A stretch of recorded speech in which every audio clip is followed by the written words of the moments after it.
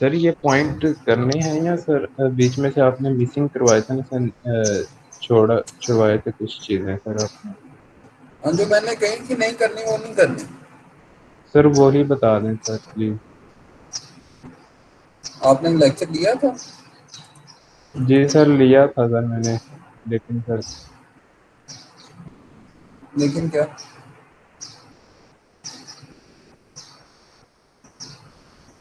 Sir थोड़ा सा लेकिन उसमें से जो सा मिसिंग होगी। अच्छा, इनमें से जो चीज़ें नहीं करनी वो मैं आपको बता देता हूँ। ये क्लासिकल थर्मोडायनामिक्स के बारे में मैंने बताया था, लेकिन ये इसको आप रहने दें। इसके अलावा स्टैटिस्टिकल थर्मोडायनामिक्स थी, इसको भी रहने दें। उसके बाद एप्लीकेशन एरिया ऑफ थर्मोडायनामिक्स था, ये तो मैंने डिस्कस किया था कि ये तो ऑलमोस्ट थर्मोडायनामिक्स जो है जहाँ पे भी आपके पास कोई भी किसी किस्म की भी एनर्जी यूज़ हो रही होती है, वहाँ थर्मोडायनामिक्स आपकी यूटिलाइज हो रही होती है। चाहे आप पावर प्लांट्स की बात करें, आप हीटिंग एंड वेंटिलेशन सिस्टम की बात करें, एरोप्लेन्स की बात करें, या कोई भी नॉर्मल रूटीन की बात करें, तो थर्मल चेंजेस जहाँ पे भी आएंगी वहाँ पे थर्मोडायनामिक्स होगी। इसके बाद ये जो importance and importance of dimension and units थी, ये मैंने स्किप करवाया था। इसमें सिर्फ ये बताया गया था कि एसआई और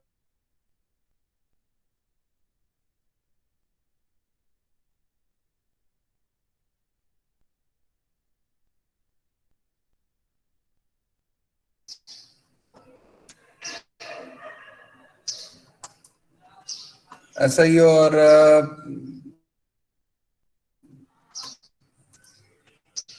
इंग्लिश, दो तरह के यूनिट्स होते हैं आपके पास। बाकी आपने इसका कुछ नहीं करना, ये जो इम्पोर्टेंस वगैरह लिखी हुई है और बाकी चीज़ें लिखी हुई हैं, इसको आप रहने दें। नेक्स्ट इसी से रिलेटेड था ये, अगले वाली दो तीन स्लाइड जो हैं ये इसी से रिलेटेड हैं। यूनिट कन्वर्जन को रहने दें आप। नेक्स्ट हमने स्टार्ट किया था सिस्टम, सिस्टम से ऑनवर्ड आपने इसका करना है। सिस्टम बाउंड्री और ये जितनी भी चीज़ें थी, कंट्रोल वॉल्यूम है, ओपन वॉल्यूम है, और उसके बाद प्रॉपर्टीज ऑफ द सिस्टम है। प्रॉपर्टी ऑफ द सिस्टम मैंने आपको बताई थी, इंटेंसिव प्रॉपर्टीज क्या होती हैं और एक्सटेंसिव प्रॉपर्टीज क्या होती हैं। क्वांटम को रहने में आप, डेंसिटी एंड स्पेसिफिक ग्रेविटी को हमने डिस्कस किया।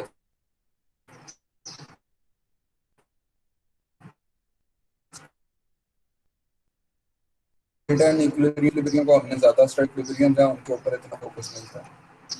इसके अलावा स्टेट पास्टुलेट्स थे कि कौन कौन सी चीज़ें आपके पास है एक फेज को डिक्लेयर करने के लिए किसी सिस्टम की, कौन कौन वेरिएबल्स रिकॉर्ड होती हैं, वो स्टेट पास्टुलेट्स कहलाते हैं। सर ये उसके स्टैटिक बाद इक्विलिब्रियम प्रोसेस और वाला। साइकिल है वो आपको जी। सर स्टैटिक एंड इक्विलिब्रियम वाला करना है सर ये पोर्शन। स्टेट एंड इक्विलिब्रियम करना है, बिल्कुल करना है। इक्विलिब्रियम मैंने आपको बताया था कि ये जी स्टेट सर। ऑफ बैलेंस कहलाती है, और जहाँ पे आपकी दो चीज़ें मिल जाती हैं, तो हमने थर्मल इक्विलिब्रियम को इसमें सिर्फ स्टडी करना है। बाकी के तीन इतने नहीं करने, सवाए उसके जो फेज इक्विलिब्रियम है वो, ठीक यानी है। मैकेनिकल इक्विलिब्रियम नहीं करेंगे और केमिकल इक्विलिब्रियम नहीं करेंगे, फेज इक्विलिब्रियम करेंगे और थर्मल इक्विलिब्रियम करेंगे। ठीक हो गया। ठीक है जी। और इसके बाद मैंने आपको वैसे नोट्स लिखाना शुरू कर दिए थे, तो उसमें ये प्रोसेस वगैरह और पाथ और किस तरह से हमारी बाकी चीज़ें थी। साइकिल क्या होता है, आइसोबैरिक प्रोसेस क्या है, आइसोथर्मल क्या है, आइसोकोरिक क्या है, वो मैंने आपको पिछले लेक्चर में कवर किया है। ठीक सर, ये आगे वाली स्लाइड नहीं करनी, बस यहाँ तक बस। बस वहीं तक करना है। उसके बाद जो नोट्स मैंने शेयर किए हैं ग्रुप में, वो आपको आते होने चाहिए। जी जी सर। जी सर आप। जी सर। अच्छा जी, फर्स्ट लॉ ऑफ थर्मोडायनामिक्स जो है उसको हम डिस्कस करेंगे तीन डिफरेंट सिस्टम्स के लिए। फॉर अ कंप्लीट साइकिल करेंगे, क्लोज सिस्टम करेंगे, और ओपन सिस्टम करेंगे। तो इसकी डेफिनेशन क्या है? इसकी डेफिनेशन ये है, it is the law of conservation of energy in thermodynamics, thermodynamic terms. It has number of formats depending upon the process and systems. तो इसकी डिफरेंट फॉर्मेट्स हैं, या फॉर्मेट्स कह लें, या आप ये इस तरह से कह लें कि इसको डिफरेंट तरह से आप डिफाइन कर सकते हैं, और वो डिपेंड किस पे कर रहा होता है कि आपका प्रोसेस कौन सा है या आपके पास सिस्टम कौन सा है। आपके पास अगर क्लोज सिस्टम है तो आपको इसको इसको अलग तरह से डिफाइन करना पड़ेगा। अगर आपके पास कंप्लीट साइकिल है तो उसके इसमें आपके पास इसकी इसकी जो डेफिनेशन है वो और बनती है। और अगर आपके पास ओपन साइकिल है यानी ओपन साइकिल प्रोसेस है तो वो जिसको हम कंट्रोल वॉल्यूम प्रोसेस कहते हैं, तो उस केस में आपके पास इसकी डेफिनेशन और बनती है। तो starting with for a complete cycle when a system undergoes a thermodynamic cycle, जब साइकिल कब होता है, जब आपकी फाइनल स्टेट सिस्टम की किसके साथ मीट कर जाए, इनिशियल स्टेट के साथ। यानी सिस्टम इस तरह से चले, अपने प्रोसेसेस को फॉलो करे कि उसकी जो फाइनल स्टेट है वो उसकी इनिशियल स्टेट के साथ मीट कर जाए, तो तब वो क्या कहलाता है, साइकिल कहलाता है, थर्मोडायनेमिक साइकिल कहलाता है। When a system undergoes a thermodynamic cycle, net heat supplied to the system is equal to net work done by the system. Net heat supplied, जितनी आप हीट सप्लाई करेंगे उस सिस्टम को, उसको उसके इक्वल होगा क्या चीज़, जो आपका सिस्टम वर्क परफॉर्म करेगा। कैसे, अगर हम यहाँ पे हीट देना स्टार्ट करते हैं, पहले हमारा पॉइंट है जी, पॉइंट 1 to 2 आपका सिस्टम मूव करता है। पॉइंट 1 to 2 सिस्टम में क्या होता है कि आपके पास, यह सबसे पहले आप ये कहें कि ये जो लाइन जहाँ पे अभी मेरा कर्सर है, ये वो लाइन है जहाँ पे आपके पास सिस्टम स्टार्ट होता है। ये पिस्टन की इनिशियल पोजीशन है। आप इसको हीट अप करना शुरू करेंगे गैस को, तो क्या होगा, एक्सपेंशन होगी। एक्सपेंशन के रिजल्ट में आपके पास क्या होता है कि आपका पिस्टन ऊपर की तरफ लिफ्ट करेगा। ऊपर की तरफ लिफ्ट करेगा तो इसका मतलब ये है कि सिस्टम क्या कर रहा है, वर्क परफॉर्म कर रहा है। हीट आप सप्लाई कर रहे हैं और सिस्टम क्या कर रहा है, आपको काम करके दे रहा है। तो हीट इस प्रोसेस के केस में, 1 to 2 प्रोसेस के केस में, अगर हम हीट को डेल्टा क्यू 1 to 2 से आप नॉमिनेट करें तो आपके पास क्या आ जाएगा, ये आपके पास हीट आ गई इनिशियली जो आपने सप्लाई की। फिर दूसरे तरफ आपके पास हीट आ जाएगी 2 से 3। अगर आप और हीट सप्लाई करते हैं तो 2 से 3 सिस्टम आपके पास जाता है, उसकी एक वैल्यू आ जाएगी। फिर आपके पास अगर आप पॉइंट 3 से सिस्टम आपका हीट एक्सपेल करना शुरू करता है, यानी हीट रिलीज करना शुरू करता है, तो क्या होगा, 3 से वो स्टार्ट करे और 4 तक आए, तो हीट क्या की, उसने एक्सपेल की, यानी हीट बाहर निकली। तो आपके पास वो चेंज क्या आ जाएगी, Q3 to 4 आ जाएगी। अब दो हीट्स आपकी क्या हो रही हैं, ऐड हो रही हैं। जब heat added to the system हो तो आपके पास वो पॉजिटिव वैल्यू होती है, तो ये भी पॉजिटिव आ जाएगी, ये भी पॉजिटिव आ जाएगी। और थर्ड जो है वो आपकी है heat rejected from the system. Heat rejected from the system negative value लेते हैं, तो डेल्टा Q3 to 4 आपके पास क्या आ जाएगी, नेगेटिव वैल्यू आ जाएगी। अगर आप इसकी ओवरऑल निकालना चाहें, ओवरऑल हीट से मुराद ये होता है कि आप पूरे के पूरे प्रोसेस की हीट को निकालना चाहें, तो वो कैसे होगा, वो आपके पास डेल्टा क्यू और बाहर सम का साइन आ जाएगा, समेशन का साइन आ जाएगा। ठीक है जी, डेल्टा क्यू और बाहर समेशन का साइन आ जाएगा। अब नेटवर्क डन की अगर बात करें तो total work done by the system, network done, net आप कैसे निकालते हैं, नेट निकालने के लिए आपके पास जितना वर्क डन आपके सिस्टम ने किया हो वो, और माइनस जितना आप सिस्टम के ऊपर वर्क परफॉर्म करें।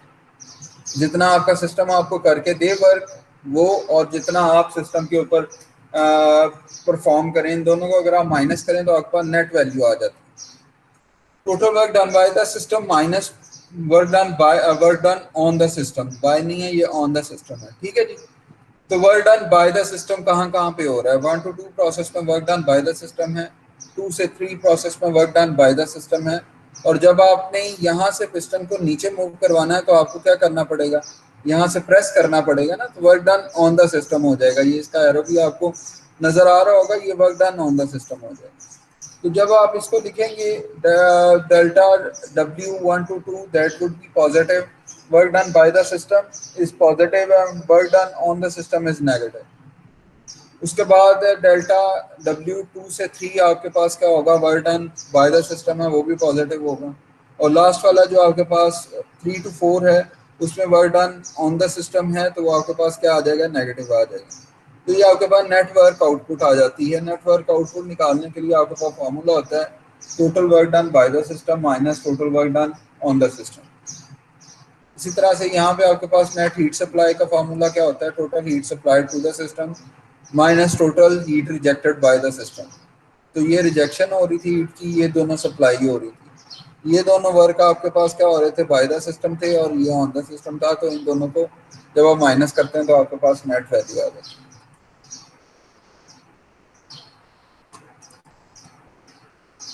अब हमारे पास जो पहला लॉ है, फर्स्ट लॉ है इस केस में, जब आपका कंप्लीट साइकिल हो तो कंप्लीट साइकिल के केस में उसकी डेफिनेशन बनती है जी कि आपके पास टोटल हीट सप्लाइड या net heat supplied to the system that would be equal to net work output by the system. तो वो आपके पास क्या आ जाता है, डेल्टा क्यू, आपके पास समेशन ऑफ डेल्टा क्यू, ये समेशन का साइन होता है, सम का साइन, और ये अंदर जो दायरा बना हुआ है इसका मतलब है साइक्लिक है, साइकिल की बात कर रहे हैं आप, गोल है तो साइकिल की बात कर रहे हैं, सम और उसके अंदर जो साइक्लिक वर्क है वो, और डेल्टा डब्ल्यू क्या आ जाएगा, आपके पास वर्क होगा, जितनी हीट आपकी टोटल उसमें सिस्टम सॉरी वर्क में साइकिल में जितनी हीट आपकी टोटल कंज्यूम होगी या सप्लाई होगी वो किसके इक्वल होगी, जितना वर्क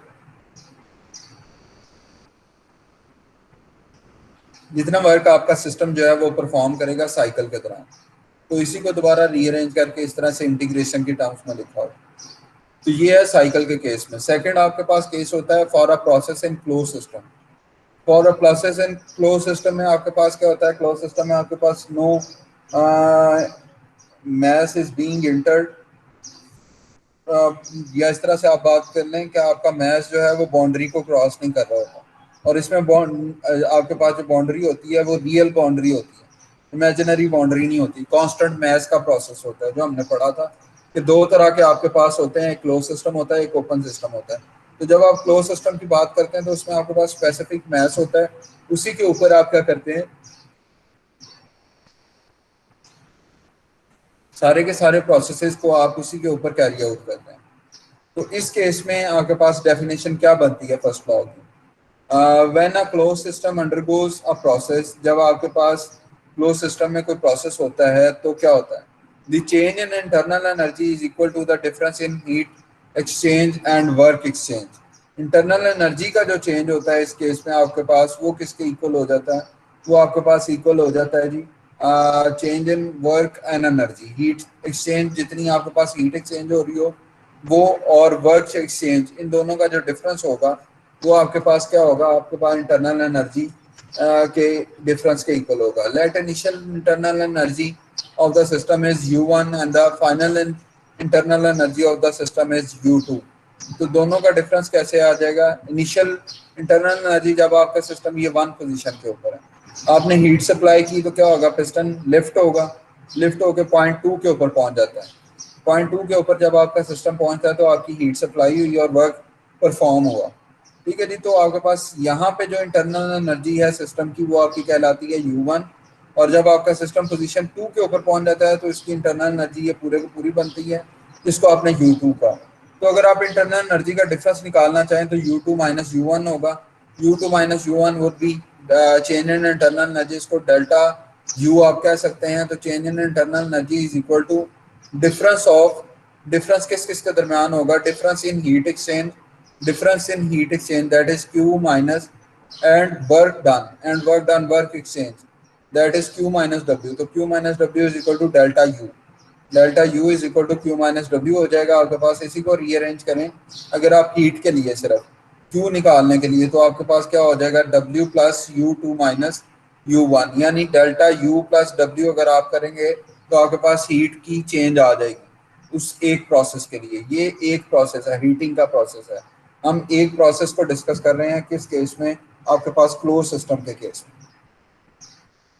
इससे रिलेटेड एक प्रॉब्लम है, इस प्रॉब्लम को बाद में मैं आपको बता दूंगा, फिर आपको इसको सॉल्व कर लीजिएगा।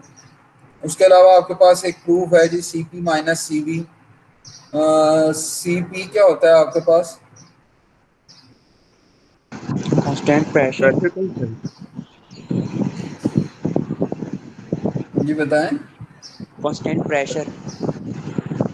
और कांस्टेंट प्रेशर के ऊपर क्या,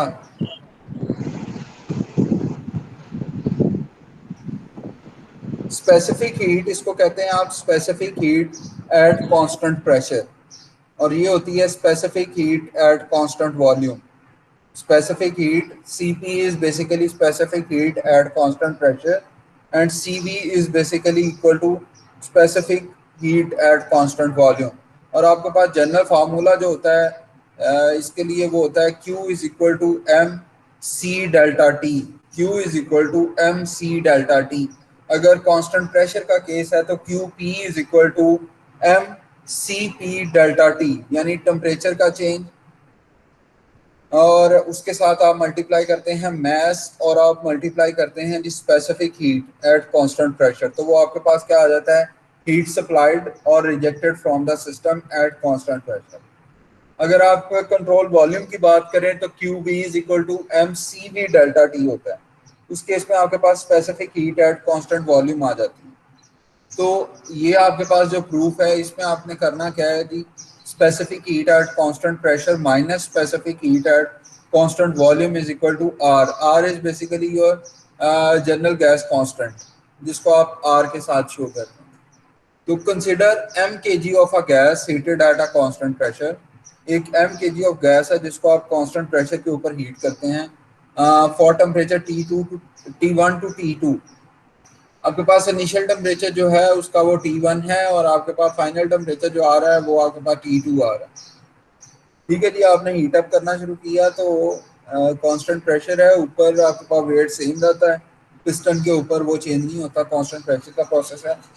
तो जब आप हीट अप करते हैं तो इनिशियल टेम्परेचर उसका T1 है, लेट्स सी उसका इनिशियल टेम्परेचर अगर 100 डिग्री सेंटीग्रेड है तो आपके पास final temperature let's see 200 degree centigrade है. तो T2 और T1 आपके पास डिफरेंट आ गया.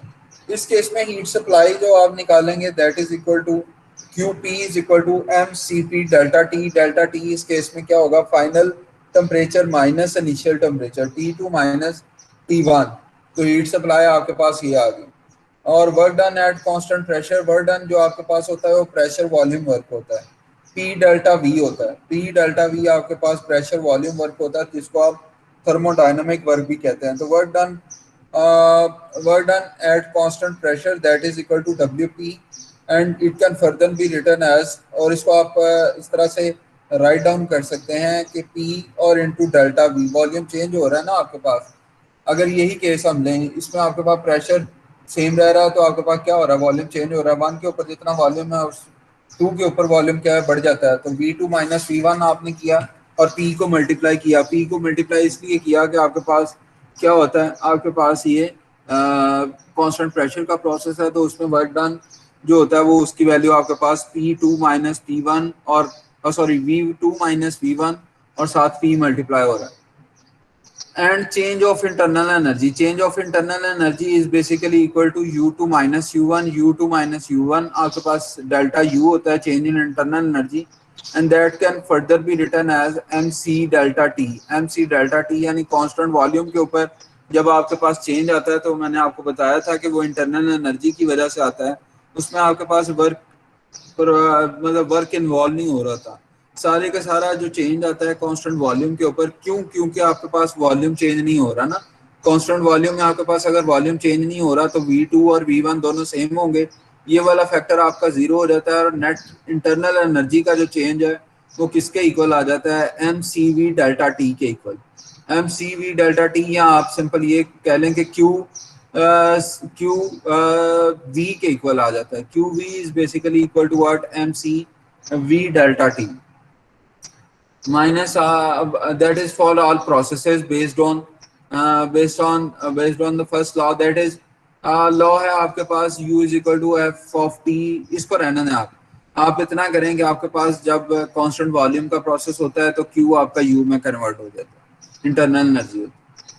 सो सब्स्टिट्यूट इन दिस इक्वेशन, ये जो इक्वेशन है इसमें आप वैल्यूज आप पुट कर देंगे. Q is equal to W plus U2 minus U1 होता है. Q is equal to W plus U2 minus U1 है. तो आपके पास Q किसके इक्वल हमने देखा, MCP delta T T2 minus T1. और यहाँ पे आपके पास क्या आ गया जी, W किसके इक्वल था, P V2 minus V1 plus ये आपके पास U2 माइनस U1 किसके इक्वल है, U2 minus U1 is equal to MCV T2 minus T1. MCV T2 minus T1. Further हमारे पास जनरल गैस इक्वेशन होती है PV is equal to MRT। PV is equal to MRT। तो V आपके पास volume कितना change हो रहा है, वॉल्यूम आपके पास चेंज हो रहा है जी V2 माइनस V1, तो P into V2 minus V1 आ जाएगा, और यहाँ पे टेम्परेचर आपके पास जो आएगा, टेम्परेचर का चेंज आपके पास आ जाएगा T2 माइनस T1। तो MR वैसे ही रहता है, T2 माइनस T1 कब हुआ, जब आपने हीट सप्लाई की तो आपके पास वॉल्यूम चेंज हुआ, और वॉल्यूम का चेंज आपको बताता है कि टेम्परेचर भी आपका चेंज होगा। तो P into V2 minus V1 is equal to MR into T2 minus T1। So ये वाली इक्वेशन जो हमारी ये वाली इक्वेशन है, ये कैसे बन जाएगी, इसकी लेफ्ट साइड वैसे ही रहती है MCP T2 माइनस T1, और P into V2 minus V1, ये जो सेकेंड फैक्टर था ये वाला, इसको आप लिख सकते हैं MR into T2 minus T1। ठीक है जी, MR T2 माइनस T1। अब राइट साइड के ऊपर आपके पास T2 माइनस T1 कॉमन आ सकता है, इन दोनों टर्म्स में आपके पास T2 माइनस T1 है, ये आपने कॉमन लेके लेफ्ट साइड के साथ काट दिया, और M आपके पास यहाँ से कॉमन आ सकता है, वो M आपने लेके लेफ्ट साइड के साथ काट दिया। रिजल्टेंटली आपके पास बचता क्या है, आपके पास जब आप ये सारा कुछ काट देते हैं तो आपके पास CP इज इक्वल टू, यहाँ से R बच जाता है और यहाँ से CV बचता है, तो CP minus CV is equal to R, CP minus CV is equal to R। जो हमने प्रूव करना था वो प्रूव हो गया, और we know that CP over CV, CP को आप CV से डिवाइड करें तो वो K के इक्वल होता है। K आपके एडियाबैटिक प्रोसेस आएगा, एडियाबैटिक प्रोसेस में यूज होता है K, तो आप ये समझ लें कि ये आपका स्पेसिफिक हीट कांस्टेंट होता है, जिसमें आप CP ओवर CV करें तो वो आपको K की वैल्यू देता है। ठीक है जी, तो अब आपने किया क्या, आपने सारी की सारी टर्म को, तीनों टर्म्स को CV के साथ डिवाइड कर दिया। CV के साथ डिवाइड करेंगे तो CP over CV minus CV over CV और R ओवर CV आ जाएगा, तो ये CV ओवर CV तो 1 हो जाएगा ना, दोनों आपस में कट जाएंगे। CP ओवर CV आपके पास किसके इक्वल होता है, K होता है, तो K minus 1 is equal to R divided by CV। तो हम यहाँ से हम लिख सकते हैं कि CV is equal to R over K minus 1, यानी आप ये CV को यहाँ ले आए और K माइनस 1 को दूसरी तरफ जाके डिवाइड कर दिया, या आप ये लिख सकते हैं इस रिलेशन से अगर आप निकालें CP is equal to K into CV, CP is equal to K into CV, और CV की वैल्यू आपने अभी निकाली है, that is R divided by K minus 1। तो ये आपके पास क्या बन जाएगा, CP और CV का रिलेशन आ गया R के साथ हमारे पास, और CP और CV का रिलेशन, CP का रिलेशन निकाल लिया हमने R की टर्म में। यहाँ तक किसी का कोई क्वेश्चन है तो वो आप पूछ लें, ये नोट्स मैंने आपको भेज दिए हैं ग्रुप में। सर जी क्लियर हो गया है।